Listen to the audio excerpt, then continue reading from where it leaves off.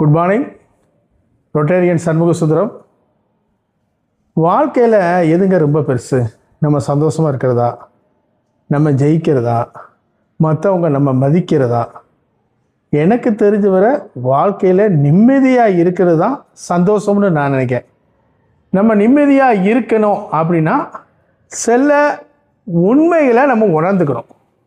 என்ன உண்மை?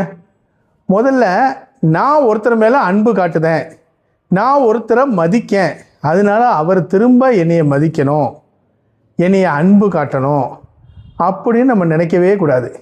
நம்ம காட்டுறது அன்பு, நம்ம மரியாதை காட்டுதோம், அவங்க ஜெயிக்கிறதுக்கு நம்ம ஏதோ கொஞ்சம் பிளான் பண்ணுதோம், அதோடு நம்ம முடிஞ்சுது. கடமையை செய், பலனை எதிர்பார்க்காது. பலனை எதிர்பார்த்தோம்னா நம்ம பீஸ் ஆஃப் மைண்டு பாதிக்க ஆரம்பிக்கும்.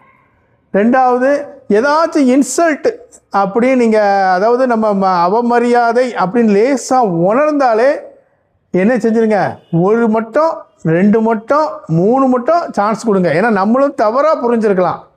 3 மட்டத்துக்கு மேலேயும் நம்ம அவமானம் இருந்துச்சுன்னா கண்டிப்பாக அவங்கள்ட்ட இருந்து வெளியில் வந்துடுங்க. அதாவது முதல்ல நீங்கள் உங்களை மதிக்கணும். நீங்கள் மதித்தா தான் உலகம் உங்களை மதிக்கும். அதுக்கப்புறம் மிகப்பெரிய விஷயம், வாழ்க்கையுடைய மிகப்பெரிய விஷயம் இந்த தூக்கம் தாங்க. நல்லா தூங்கினாதான் உடம்பு வேலை செய்யும், மனசு வேலை செய்யும். உடம்பு சரி இல்லைன்னா, மனசு சரி இல்லைன்னா எதுவுமே செய்ய முடியாது. நமக்கு தப்பாக தோணும். அதனால் 7 to 8 மணி நேரம் தூக்கம் கண்டிப்பாக அவசியம். இது சோம்பல் அல்ல, இது ஒரு பேசிக்.